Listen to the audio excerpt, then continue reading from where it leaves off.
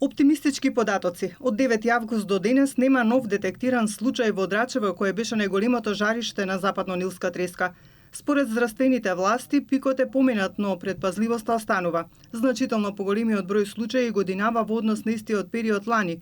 Не може едноставно да се објасни, бидејќи однесувањето на вирусот е непредвидливо, вели министерот Клековски. Значи, ние имаме состојба каде ова година имаме повеќе, односно се приближуваме на вкупниот број на претходни случаи 54 со 5 смртни случаи во претходните години. Јас го спомнувам примерот на 2018 година, кога на европско ниво има колку претходните 7 години. Во моментов на клиниката за инфективни болести се лекуваат 21 пациент, од кои 3 се сомнителни, а 6 се на механичка вентилација.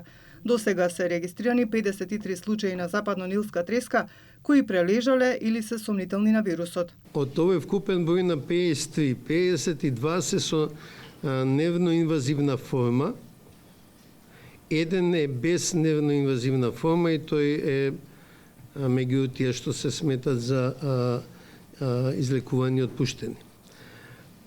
Од овие 52 со нервно-инвазивна форма, 51 се биле третирани или се уште се третираат во клиниката за инфективни болести. Според Клековски, епидемијата спласнува поради вонредните дезинсекции во ризичните подрачја, особено прскањето од земја. Во иднина се планира да има само земјани прскања, зашто резултатите се поголеми. За точно и навремено информирање на јавноста отворена е и страна на Министерството за здравство, каде во соработка со Институтот за јавно здравје, Центарот за јавно здравје и инфективната клиника ќе бидат достапни сите нови информации во однос на вирусот.